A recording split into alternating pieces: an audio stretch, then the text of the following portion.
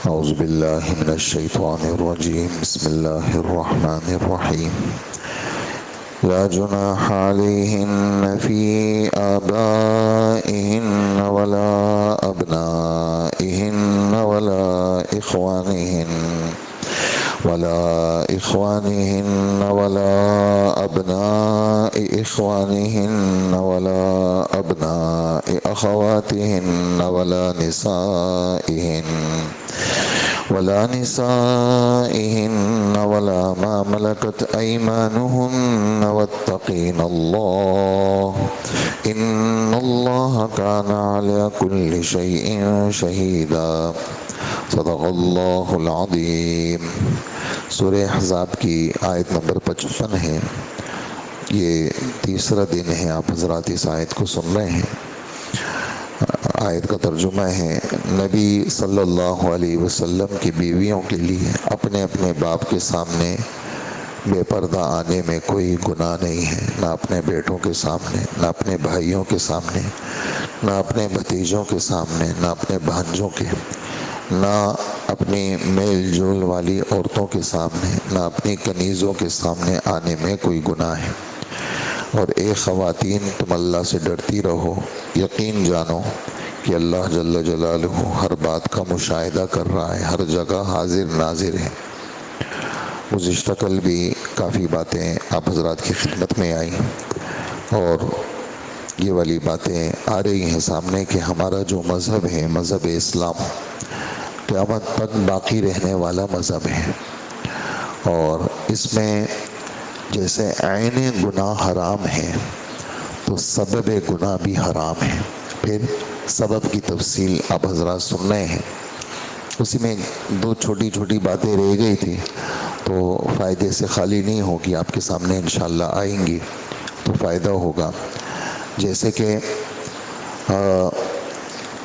غیر کو سجدہ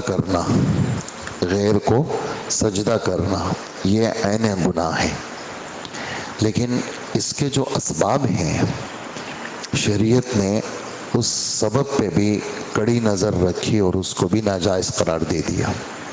مثلا اصل بت پرستی ہے غیر کو سجدہ کرنا، کہ بندہ غیر کے سامنے سجدہ نہ کرے، اور آدمی مرتے دم تک اپنے اس پیشانے کی حفاظت کرے کہ وہ صرف اللہ کے علاوہ کسی کے سامنے نہ جھکے۔ لیکن ہماری شریعت نے اس بات پہ نظر رکھی کہ کسی کی مشابہت سے بھی بچا جائے۔ سورج کو سجدہ کرنے والے، وہ جب سورج طلوع ہوتا ہے تو سورج کو سجدہ کرتے ہیں، اور جب غروب ہوتا ہے تو سورج کو سجدہ کرتے ہیں۔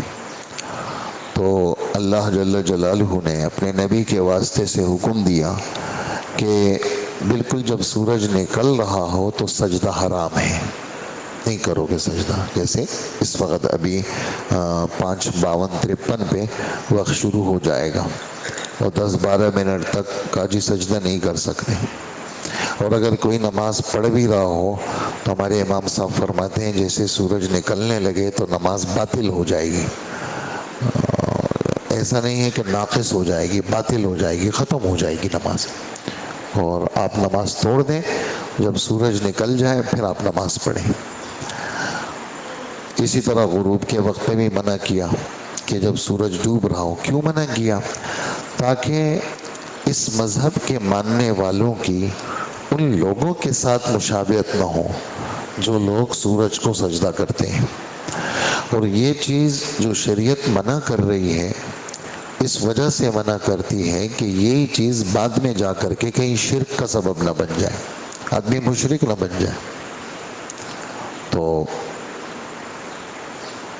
بالکل اسی طرح بت کے سامنے سجدہ کرنا اصلی گناہ تو یہی ہے، لیکن ہماری شریعت کیا کہتی ہے؟ بت بنانا بھی حرام ہے، بت بنانا حرام ہے، چاہے وہ سونے کا بت ہو یا مٹی کا بت ہو یا چاندی کا ہو یا لوہے کا ہو، کسی بھی دھات کا ہو، حرام ہے۔ تصویر بنانا حرام ہے۔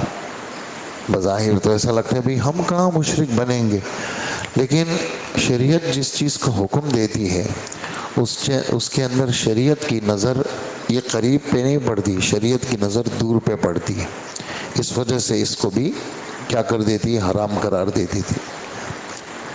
جیسے گزشتہ کل عرض کیا کہ اصلی گناہ تو بدکاری ہے جس کو زنا کہتے ہیں، لیکن زنا کے جتنے اسباب ہیں اس کو شریعت نے کیا کر دیا، حرام قرار دے دیا۔ اسی طرح فقہائے کرام وہ خرید و فروخت جس کے اندر فساد آتا ہے، وہ خرید و فروخت جس کے اندر خرید و فروخت کی شرائط کا لحاظ نہ کیا جائے اور بے فاسد ہو جاتی ہے، تو فقہائے کرام فرماتے ہیں کہ اصلی سود تو وہی ہے، لیکن اس کو بھی فقہائے کرام کہتے ہیں کہ یہ سود ہے اور اس کا استعمال خبیث ہے، ناجائز ہے اور حرام ہے۔ تو یہاں پر ایک بات ذہن میں، یعنی یہ بات تو گزشتہ کل کی تھی، یہ رہ گئی تھی، تو اس لیے میں نے یعنی سورج والی مثال اور بت بنانے کی مثال، جیسے گزشتہ کل آئی تھی کہ بھئی اصلی گناہ تو شراب کا پینا ہے، لیکن وہ آدمی اور اصلی شراب کی تعریف کیا ہے؟ اصلی شراب، بالکل اصلی شراب وہ ہے انگور کا کچا پانی، یعنی جوس انگور کا، انگور سے نکالا ہوا جوس، اس کو آپ نے رکھا اور وہ سڑ گیا اور اس نے جھاگ چھوڑ دی، ایسا پھٹ گیا، وہ بلندی پہ آ گیا، تو اب یہ کیا ہے؟ یہ اصلی شراب ہے۔ اس میں چاہے نشہ ہو یا نہ ہو، اس کا ایک قطرہ بھی حرام ہے، اور اس میں چاہے نشہ ہو یا نہ ہو، جیسے پیشاب ناپاک ہے ایسے ہی یہ والا پانی بھی ناپاک ہے۔ 10 احکامات ہیں اس شراب کے ساتھ جو تفصیل کے ساتھ لکھے گئے ہیں۔ تو اصلی شراب تو یہی ہے۔ اس سے ہٹ کر کے جتنی شرابیں بنتی ہیں، شہد سے بنے اور مکئی کے دانوں سے بنے، گندم سے بنے، کسی بھی چیز سے بنے، تو وہ اصلی شراب نہیں ہے، وہ تب حرام ہے جب اس میں نشہ ہو، اور اس انگور کے اس پانی کے اندر یعنی نشہ نہ بھی ہو تب بھی یہ حرام ہے۔ شراب کی اصلی تعریف اسی پہ صادق آتی ہے کہ ماء العنب اذا غلا واشتد وقذف بالزبد، یہ تعریف حضرات فقہا کرتے ہیں۔ انگور کا وہ پانی جو پکایا نہ جائے اور رکھا رکھا سڑ جائے اور اس میں ابھار آ جائے، جیسے کوئی چیز پھٹتی ہے نا، آپ نے دیکھا ہوگا کوئی چیز پھٹتی ہے تو اس میں ابھار سا آ جاتا ہے، جھاگ سی آ جاتی ہے، سڑ جاتی ہے، بدبو آتی ہے، تو جب ایسا ہو جائے تو وہ شراب بن جاتی ہے۔ اب اس کا ایک قطرہ بھی حرام ہے، ایک گلاس بھی حرام ہے، اور اس کا ایک قطرہ کا بھی وہی حکم ہے جو پیشاب کا حکم ہے۔ یہ اصلی شراب ہے۔ اب اصلی حکم یعنی گناہ تو وہ ہے کہ اس کو پیے آدمی، اصلی گناہ تو وہی ہے، یعنی شراب کا پینا حرام ہے، لیکن شراب کا بیچنا بھی حرام ہے، شراب کا خریدنا بھی حرام ہے۔ آپ کو اچھی طرح پتہ ہے کہ یہ انگور میں بیچ رہا ہوں، میرے پاس 100 پیٹیاں ہیں، اور جو بندے مجھ سے لے رہے ہیں وہ اس سے شراب بنا کر کے بوتلوں میں ڈال کر کے بیچیں گے، 100% آپ کو پتہ ہے، تو آپ کا ان کے اوپر بیچنا بھی حرام ہے۔ اور جہاں پر ایسا اندیشہ نہیں ہے میں 100 پیٹیاں بیچ رہا ہوں، ممکن ہے وہ فروٹ والے کو دے دیں، ممکن ہے وہ اس کو سکھا کر کے کشمش بنا لیں، مثال دے رہا ہوں آپ کو، تو اور ممکن ہے شراب بنائے، تو اس طرح جو ہے وہ یہ دور کا سبب ہو گیا۔ جب دور کا سبب ہو گیا تو شریعت اس میں گنجائش دے دیتی، شریعت کہتے ہیں کہ بھائی جب تک یقین نہیں ہے آپ کو، آپ کسی کی نیت پہ کیا حملہ کر سکتے ہیں؟ آپ کی چیزیں حلال ہیں، 100 پیٹیاں انگور کی آپ بیچیں، سامنے والا اب اس کے بارے میں ہمیں تو پتہ ہی نہیں ہے کہ وہ کیا کرے گا، ممکن ہے کہ وہ اس کو فروٹ والوں کو دے دے، ممکن ہے وہ اس کو کھا لے، استعمال کرے، کسی کو تحفے میں دے دے، وغیرہ وغیرہ۔ دور کے سبب پہ شریعت بات نہیں کرتی، قریب کے سبب پہ وہ کرتی ہے، اور قریب کے سبب کو حرام قرار دیتی۔ اچھا، اب یہاں حضرات لکھتے ہیں کہ ایک اہم ترین تنبیہ ہے، وہ کیا ہے؟ وہ یہ ہے کہ اصلی گناہ تو وہی ہے جس کا ذکر بار بار آپ سن رہے ہیں. یہ جو سبب قریب ہے، فرمائے یہ جو سبب قریب ہے، جس طرح اصلی گناہ حرام ہے سبب قریب بھی حرام ہے، چاہے وہ گناہ کا سبب بنے یا نہ بنے. مثال، ایک عورت اپنے آپ کو بے پردہ کرتی ہے، تو اس عورت کا بے پردہ ہونا یہ سبب قریب ہے اس بات کا کہ سامنے والا گناہ میں مبتلا ہو. اس وجہ سے اصلی گناہ تو وہ بدکاری ہے، لیکن اس عورت کا بے پردہ ہونا یہ بھی حرام ہے، اسی طرح جیسے زنا حرام ہے. چاہے اس عورت کا بے پردہ، یہ بے پردہ ہوگی ایک معصوم شخصیت کے سامنے، فرض کر لیں ایک معصوم شخصیت ہے، یعنی نعوذ باللہ کسی پیغمبر کے سامنے، جیسے کہ زلیخا نے کوشش کی اور ایک معصوم شخصیت کے سامنے اس نے پورا اپنا داؤ لگایا. تو زلیخا کی یہ حرکت یا کسی بھی عورت کا ایسے، وہ سامنے والے کے بارے میں 100% یقین ہے کہ وہ گناہ نہیں کرے گا. کیوں؟ اس کو اللہ نے بچانے کا فیصلہ کیا ہے. تو اگرچہ وہ اصلی گناہ وجود میں نہیں آیا اور اس کا نہ آنے کا بھی 100% یقین ہے، لیکن اس عورت کا اس طرح بے پردہ ہونا تب بھی حرام ہے. اس عورت کا بے پردہ ہونا کسی معصوم کے سامنے بھی حلال نہیں ہو سکتا.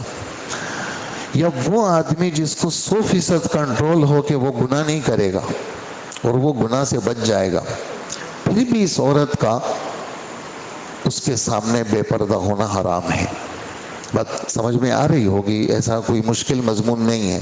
ہاں، علاج کا جو موقع ہے کہ بھئی یہ کام کوئی لیڈی ڈاکٹر نہیں کر سکتی، وہ سطر والی جگہ کا کام ہے، کوئی بھی آپریشن ہے، کچھ بھی ہے، وہ شریعت مستثنیٰ قرار دیتی ہے کہ بھئی ایک ڈاکٹر ایسے ہیں، لیڈی ڈاکٹر کا کام ہی نہیں ہے، وہ کر ہی نہیں سکتی، یہ آپریشن نہیں کر سکتی، یہ صرف جو ہے نا مرد ڈاکٹر کر سکتا ہے.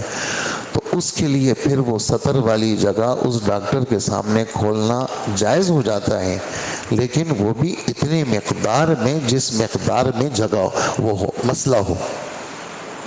جگہ ہے مثال کے طور پر 4 انگل کی، اور عورت کو پورا ننگا کر دیا اور اس کے پورے سطر کو کھلوا دیا، یہ ڈاکٹر کے لیے بھی حرام ہے. چاہے وہ ڈاکٹر، یعنی 1% بھی گمان نہیں ہے کہ وہ ڈاکٹر کی نظر بری ہو، یا 1% بھی گمان نہیں ہے کہ وہ ڈاکٹر کوئی ایسی حرکت نہیں کرے گا، لیکن پھر بھی اس عورت کا اس طرح اس کے سطر کا کھل جانا یہ حرام ہے. اس کی ایک عجیب مثال دی ہے حضرات نے. مثال کے طور پر نماز کے اندر مواقع مردوں کے لیے ناف سے گھٹنے تک یہ چھپانا فرض ہے، اور عورت کے لیے پورا بدن، نماز کی بات ہو رہی ہے، پورا بدن چھپانا فرض ہے سوائے چہرے کے، ہاتھوں کے اور پاؤں کے.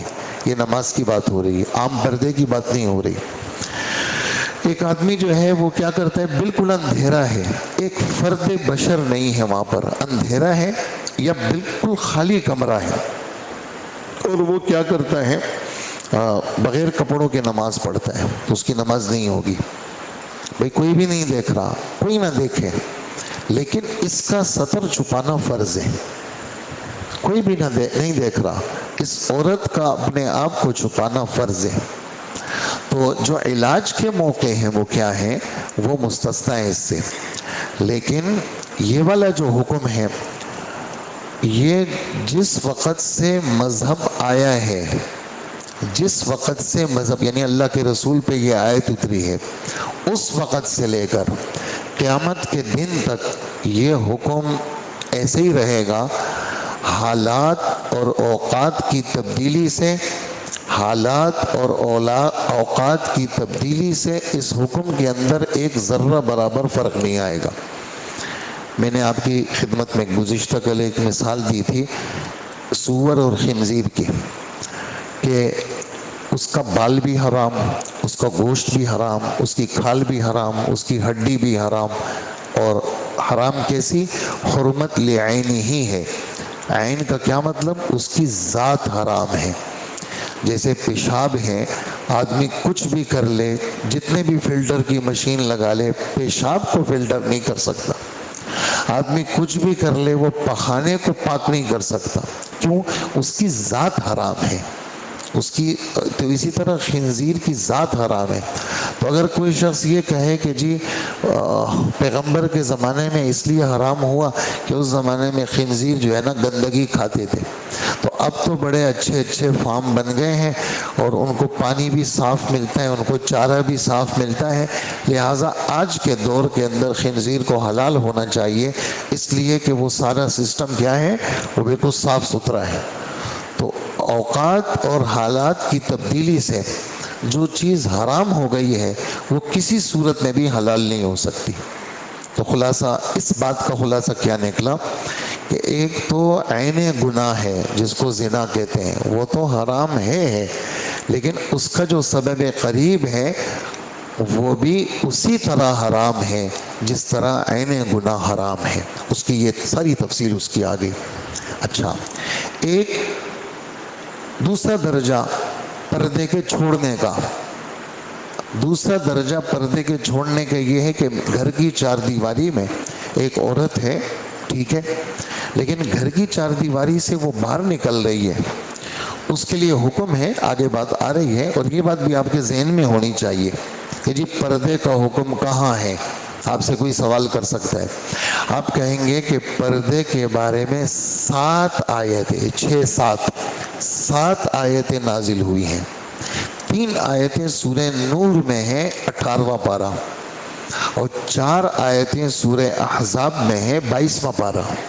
7 آیتیں اور 70 سے زیادہ احادیث ہیں جو اللہ کے رسول صلی اللہ علیہ وسلم نے پردے کے بارے میں فرمائی.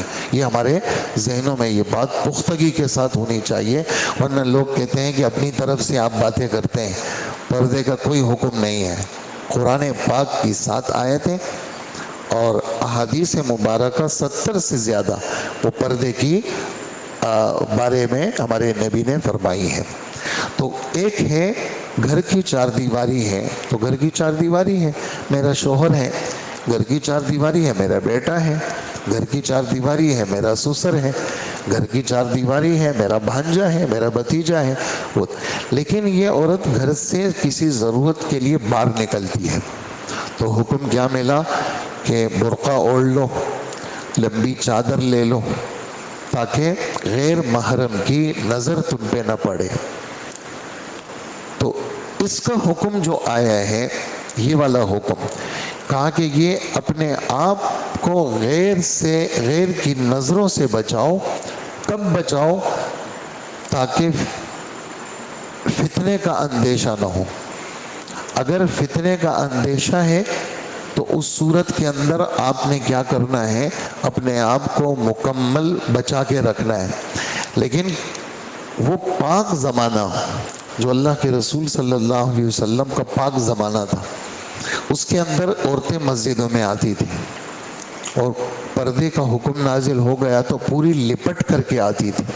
جیسے کہ حضرات فرماتے ہیں کہ فجر کی نماز میں خواتین آتی تھیں اور والنساء متلفعات بمروطہن ما یعرفن من الغلس، کہ عورتیں اپنی چادروں کے اندر لپٹی ہوئی آتی تھی اور اندھیرے کی وجہ سے پہچان میں نہیں آتی تھی کہ یہ کس کے گھر کی عورت ہے. بالکل یعنی لپٹی ہوئی آتی تھی. اس لیے پہچان تو لیتا ہے آدمی کہ بھائی ایک محلے کے اندر عمومی طور پر لوگ یعنی مرد بھی عورتوں کو پہچانتے ہیں کہ بھائی فلانے گھر کی یہ خواتین ہیں. ایک چونکہ عرصے سے رہ رہے ہیں اور بچپن سے بڑے ہو گئے تو پتہ چلتا ہے کہ بھی فلانے کی بچی ہے، یہ تو یار ہمارے وہ پڑوس ہیں ان کی بچی ہے. یہ آدمی پردے میں بھی پہچان لیتا ہے. تو فتنے کا اندیشہ نہ ہو تو فرمایا کہ وہ گھر سے نکل سکتی ہے اس طرح. اور جہاں یعنی ایک جائز کام کے لیے خواتین آتی تھی مسجد میں، لیکن جب حالات بدل گئے تو پھر عورتوں پر بھی حضرات صحابہ کرام نے پابندی لگائی کہ خبردار مسجدوں میں نہیں آئیں گی. اور حضرت عائشہ رضی اللہ عنہا کا بیان ہے، وہ فرماتی ہیں کہ جو حرکتیں عورتوں نے میرے زمانے میں شروع کی ہیں، اگر اللہ کے رسول کے زمانے میں یہ عورتیں یہ حرکتیں کرتی ہیں تو اللہ کے رسول عورتوں کو مسجد آنے سے روک دیتے، جس طرح بنی اسرائیل کی عورتوں کو ان کے زمانے کے پیغمبروں نے روکا تھا. اس جملے سے ایک بات یہ بھی پتہ چلی کہ حضرات صحابہ کرام وہ اللہ کے رسول صلی اللہ علیہ وسلم کے انداز سے واقف تھے. اب صرف اس رخ کو پیش کرنا کہ جی حضور کے زمانے میں عورتیں مسجدوں میں آتی تھیں، اس کو پیش کرنا، باقی ان سب باتوں کو جو میں نے آپ کے سامنے پیش کی اس کو حذف کر دینا اور وہ والی باتیں پیش کرنا کہ بھی حضور کے زمانے میں عورتیں آتی تھیں اور جمعے کے لیے مسجدوں کو کھول دیا، جی عورتیں آ رہی ہیں جمعہ پڑھنے کے لیے. اور اسی طرح جو ہے نا اور عام محفلوں کے لیے عورتوں کو کھلی چھوٹ ہو گئی، جی ہماری مسجد میں 7 جگہ ہے جی وہاں عورتیں کھلی آئیں بالکل. تو جہاں پر فتنے کا اندیشہ ہے وہاں شریعت اس پہ پابندی لگاتی ہے. وہ کہتے کسی صورت میں ایسا نہیں ہو سکتا. اور حضرات صحابہ کرام رضی اللہ عنہ یہ اللہ کے رسول کے مزاج شناس تھے، یہ جانتے تھے کہ اللہ کے رسول کا کیا مزاج ہے. اور پھر جس زمانے میں خواتین مسجدوں میں آتی تھی اس زمانے میں بھی ہمارے نبی کے بیانات میں یہ بات تھی کہ اپنے گھروں میں نمازیں پڑھا کرو، صحن کے بجائے برآمدے میں پڑھو، برآمدے کے بجائے کمرے میں پڑھو، اور کمرے کے بجائے اندر جو اسٹور والا کمرہ ہے بالکل چھپا ہوا اس میں پڑھا کرو. تمہارے لیے سب سے افضل اندر نماز پڑھنا ہے. لیکن آپ کے زمانے میں خواتین کو بالکل کھلم کھلا کیوں منع نہیں کیا؟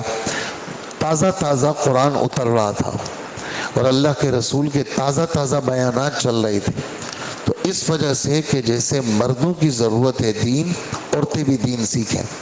لیکن بعد میں وہ ضرورت تازہ وحی اترنے کی ضرورت آپ کی وفات کے بعد ختم ہو گئی اور فتنے کا دور شروع ہوا تو سختی کے ساتھ حضرت عائشہ حضرات صحابہ کرام نے اس چیز کو کیا کر لیا؟ منع کر لیا. تو ترک حجاب، پردہ نہ کرے عورت، کہاں پر؟ 4 دیواری کے اندر.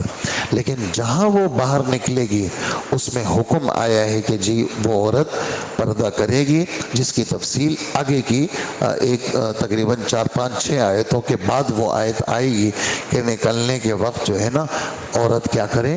مکمل پردے کے ساتھ نکلے تاکہ غیر محرم کی نظر اس عورت کے اوپر نہ پڑے.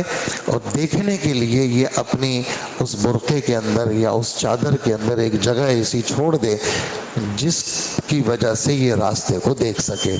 یہ کچھ باتیں تھی آج کے سبق کی. آگے یہ اور بھی تھوڑا سا یہ مضمون باقی ہے اور یہ نئی باتیں آپ کی خدمت میں آئیں گی. اللہ پاک ہمیں عمل کی توفیق عطا فرمائے. الحمدللہ رب العالمین والصلاة والسلام علی نبینا محمد وآلہ واصحابہ اجمعین. اے اللہ ہمارے گناہوں کو معاف فرما، ہماری مغفرت فرما، ہمارے یہ بیٹھنا قبول فرما. جتنی آسمانی باتیں بیان ہوئی اے اللہ ہم سب کو عمل کی توفیق عطا فرما. ہر گناہ سے اور ہر گمراہی سے ہماری حفاظت فرما. اللہ آج کے دن کے سارے کام